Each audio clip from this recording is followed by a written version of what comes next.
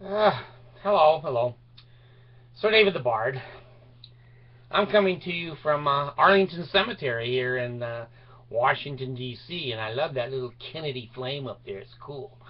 It's cool. I couldn't believe how many crosses, white crosses, are up here. So I want to thank the service people that have died keeping our country free and preserving our way of life. I wanted to do a video. It's Martin Luther King Day here. This video will be, who knows when and where it will be seen. But it's Martin Luther King's birthday here in the United States. And I just wanted to give you something that I wish I could say my friend Steve Benson, who is the grandson of Ezra Taft Benson. Ezra Taft was Stephen's grandfather, and he was the prophet, seer, and revelator of the Mormon Church. While Steve and his wife left the church many, many years ago, Steve works for the Arizona, I think it's the Republic newspaper. He's a cartoonist there, been there many, many years, and is a very famous voice on recoverymormonism.com. Steve's been there for years and years, and always just an outstanding writer, and he has such insight into the cult of the Mormon Church because his grandfather was the prophet.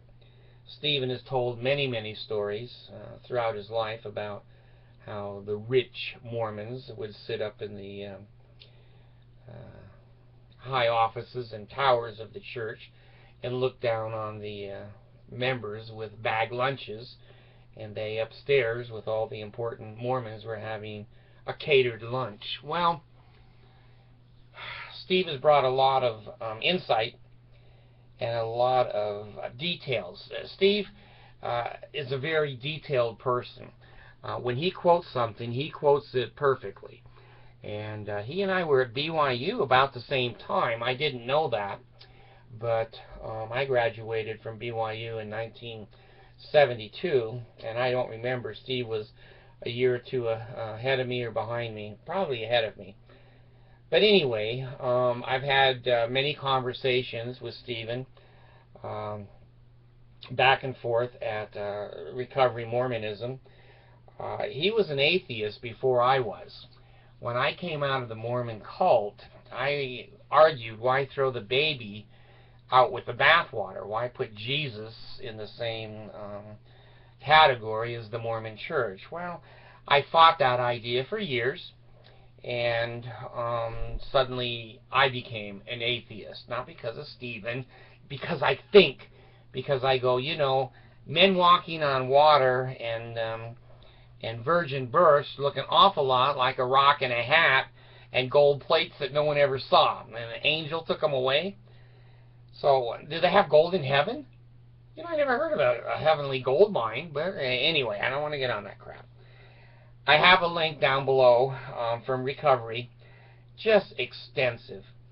On Martin Luther King Day, take a look at Ezra Taft Benson, Stephen's grandfather, that Stephen in his family has documented these things about his grandfather.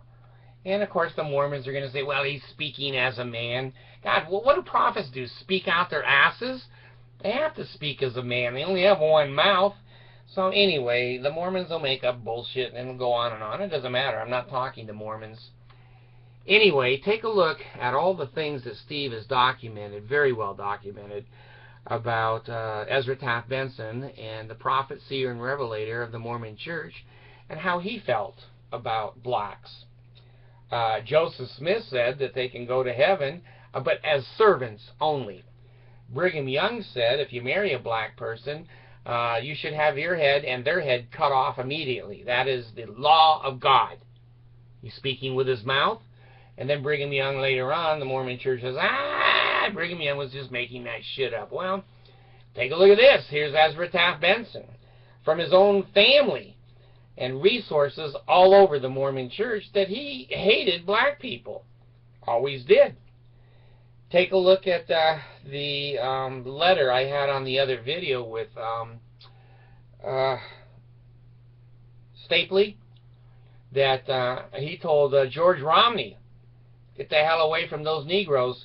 Don't even start to side with them, because, you know, the Lord has told us, you know, Negroes need to go somewhere else, back to Africa. So the Mormon Church today is trying to put on that it's celebrating the wonderful Dr. Martin Luther King, and they have a history that goes